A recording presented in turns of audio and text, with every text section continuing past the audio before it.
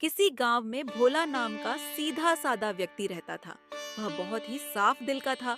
आयु अधिक हो जाने के बाद भी वह बच्चों की तरह भोला था। आसपास के लोग उसे मंदबुद्धि कहकर उसका मजाक उड़ाते थे। वह जहां भी कोई काम पकड़ता, थोड़े ही दिन बाद उसका रोजगार छिन जाता, क्योंकि दुनिया का कपट समझने की बुद्धि उसमें नहीं थी। एक दिन भोला दुखी होकर रास्ते से जा रहा था। चलते चलते वह मंदिर के सामने बैठकर बुरी तरह रोते हुए बोला।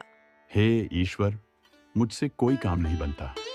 मेरे लिए कोई व्यवस्था कर दो या मुझे अपने पास बुला कर लो। पास ही पेड़ के पीछे एक चोर छिपा हुआ था। भोला का रोना सुनकर उसका दिल पसीज गया और वह उसके पास जाकर बोला। भाई, तुम मेरे साथ चलो और मेरे साथ ही काम करना। पर तुम क्या काम करते हो? मैं चोरी करता हूँ। पर मुझे चोरी करना नहीं आता। कोई बात नहीं, मैं तुम्हें सब कुछ सिखा दूंगा, बस तुम मेरे साथ चलो। चोर की बातें सुनकर भोला उसके साथ चल पड़ा। रास्ते में चोर को एक अनाज का खेत दिखा। वह भोला से बोला। सुनो भोला, मैं यहाँ से अनाज चुराता हूँ, बस तुम पेड़ के पीछे छुप जाओ। अगर खेत का मालिक आता दिखाई दे तो झट से आवाज लगा देना। चोर जैसे ही खेत से अनाज चुराने के लिए झुका, भोला जोर से चिल्लाने लगा। अरे मालिक देख रहा है, मालिक देख रहा है। भागो भागो।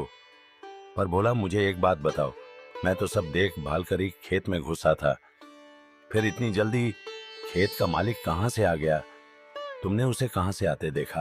अरे मैंने खेत के मालिक को नहीं देखा, मैं तो दुनिया के मालिक की बात कर रहा था।